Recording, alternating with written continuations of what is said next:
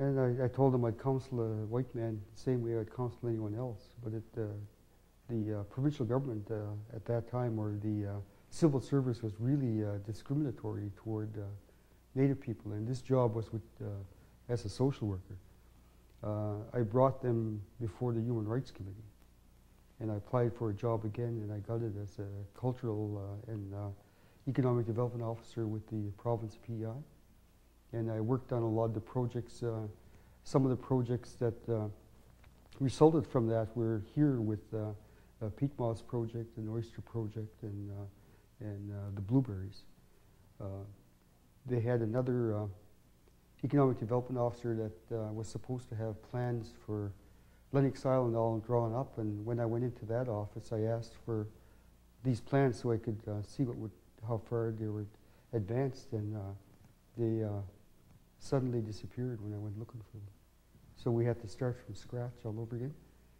And while I was working for the province, the non-Native people in the West Prince area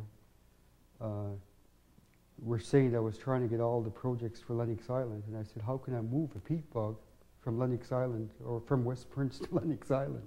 But you know, they really didn't want the Native people here to be able to do anything, and there was those sort of roadblocks in there right in. It was sort of embedded in the society, and we were able to break them down, and we got our projects. The Department of Indian Affairs didn't want to support the projects here.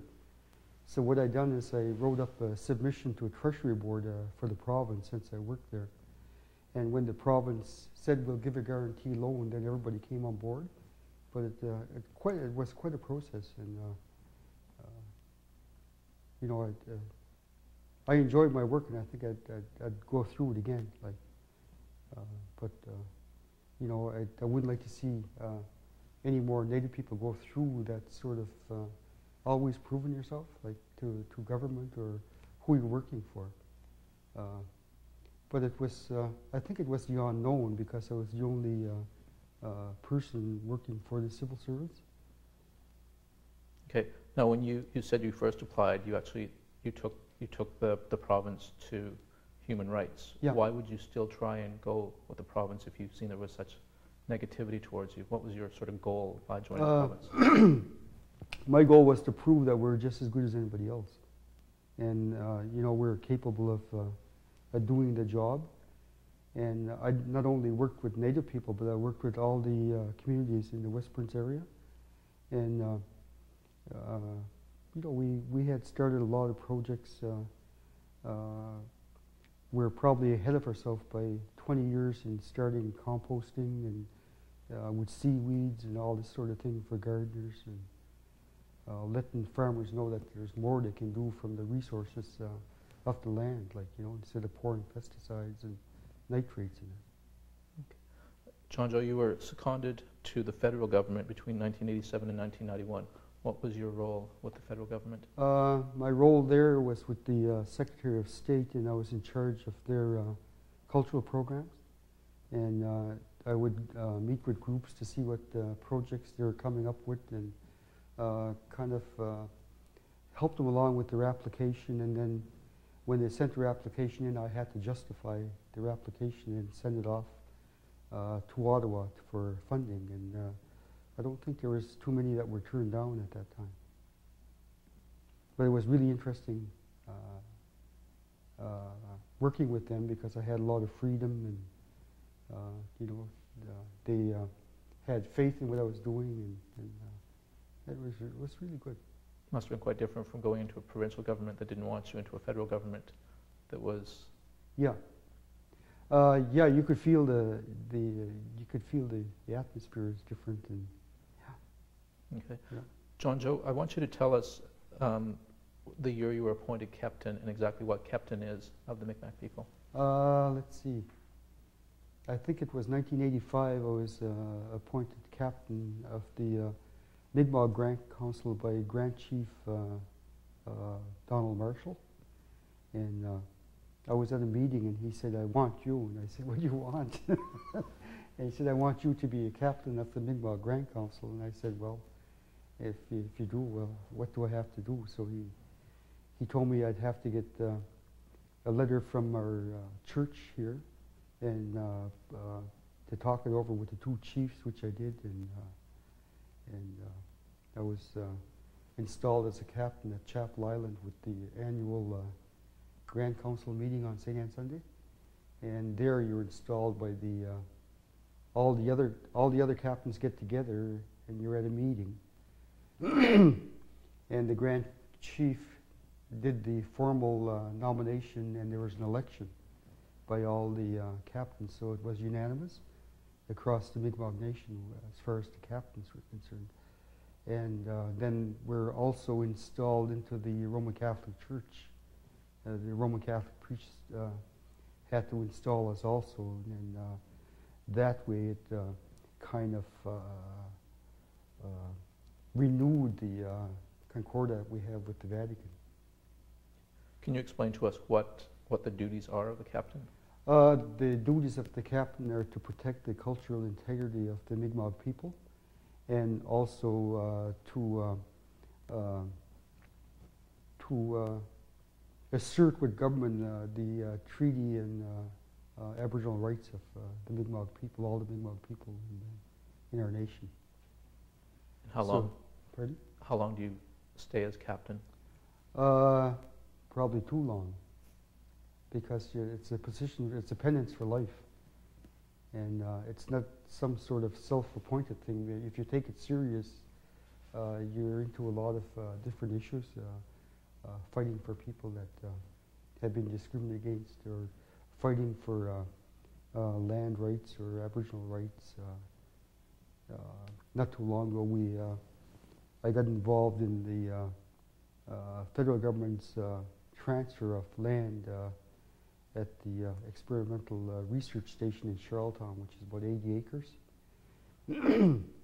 They were going to turn that into some big development. And I wrote a letter to the minister and told him, because of the 1763 Royal Proclamation, the first dibs for any federal land should go to the Mi'kmaq people, because with the Royal Proclamation of 1763 said that they had to buy it from the Aboriginal people first, and in PEI they didn't go through the due process of law, so all the land titles in Prince Edward Island are really in jeopardy because of them not going through the due process of law. So the federal government stopped it, and it's on hold now, and they're now meeting with the Confederacy of Mi'kmaq Indians to see where they would go from there. And I think it's the first time that we had stopped the federal government in its tracks. And what I'd like to see on that land is a memorial to the Mi'kmaq people, especially a memorial to show some of the things we're talking about with the Acadians, like, you know, there should be a memorial of the hundreds and of people, thousands of our people that had died through the 3 scalping policies and the smallpox, and also through the cultural genocide of the federal government, which is still on their agenda. Certainly the scalping process you're talking about, or the 3 scalping, what is that, and is it still in effect? That is still law in Canada, and I think the Union of Nova Scotia Indians had brought it up to the legislature in Halifax, because that's where the law originated with Cornwallis and Amherst, and they refused. So by refusing that, they actually still have a law that they can eliminate us at will. And I sometimes wonder, when you see even after the treaties had been validated, like Marshall, you know, all the fuss they made, they revisited the Marshall Treaty, which I don't think in Canadian jurisprudence has ever been done, and made all these different conditions, because the Mi'kmaq people were in the minority, and the government wanted votes in that area. And although we still won the treaty, they put so many conditions on it that, you know, it almost made it, rendered it useless. But our people are making the best use of what they have in those decisions, and we're still fighting them with logging and other things. So, you know, although in the treaties it says that the Crown has to honor their obligations. If they do something that's devious and whatever, then it's a dishonor to the Crown. But the Crown doesn't seem to understand that, and we have to teach them that. So. And we've been doing a very good job, so we're winning all the cases. That's always good. John, what has been some of your greatest struggles as the captain of the Mi'kmaq people? Well, I guess the greatest struggle I had was with the Charlottetown and Redmond issue. And that's where they had a school, a high school in Charlottetown that's non-native. And they had a mascot there that was dressed up like a native person, and he was jumping around dancing Indian on a warpath. And I went to try to get that name changed, and boy, was there ever a lot of opposition. Like, they didn't want to change the name, and they said, why are you asking us to do that now? And you know, nobody ever complained about it before and all this. And I said, well, Redmen comes from the Indian, or not the Indian, but Mi'kmaq tradition of rubbing the dead bodies with red ochre as a burial rite. And I said, we don't run around your funeral home when you're doing a burial rite. And we respect the dignity of other people that die in their rites. So you should respect ours.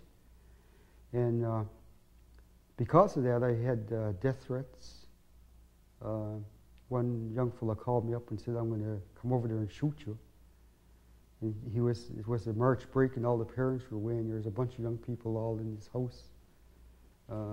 You know, and they thought they'd have some fun, I guess. So I told him, come on over. And I said, if you miss, I'll wrap that rifle right around your neck. And I asked him what his name was, and he told me, and I said, well, you made a death threat, so I'm going to call the RCMP.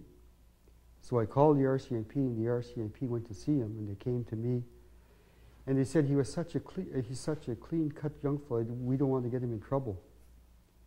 So I looked the RCMP officer in the eye, and I said, what if that was my son?